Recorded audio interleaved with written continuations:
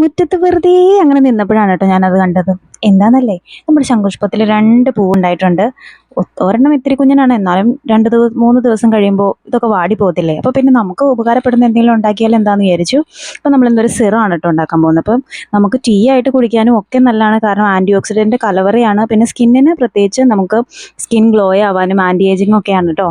അങ്ങനെയാണ് പഠനങ്ങൾ പറയുന്നത്. ഇത്രയും നാൾ നമുക്ക് ഇതിൻ്റെ വില അറിയാതെ പോയി.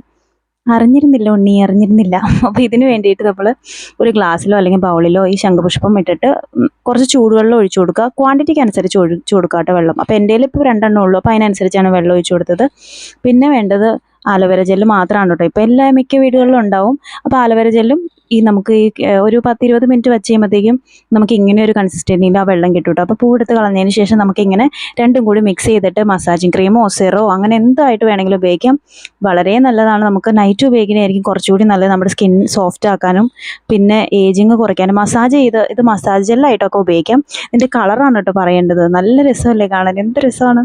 അപ്പോൾ എനിക്കിതിൻ്റെ കളറാണ് കേട്ടോ ഏറ്റവും ഇഷ്ടപ്പെട്ടത്. അപ്പം ഇത് രാത്രി അപ്ലൈ ചെയ്തിട്ട് കിടക്കുക, എന്നിട്ട് രാവിലെ കഴുകി കളയുക. അപ്പോൾ അത്രേ ഉള്ളൂ. ഇഷ്ടമായോ ചെറിയൊരു സിറം വീട്ടിൽ തന്നെ ഉണ്ടാക്കുന്നത്? ഇഷ്ടമായ ചാനൽ ഒന്ന് സപ്പോർട്ട് ചെയ്യണേ. ബൈ.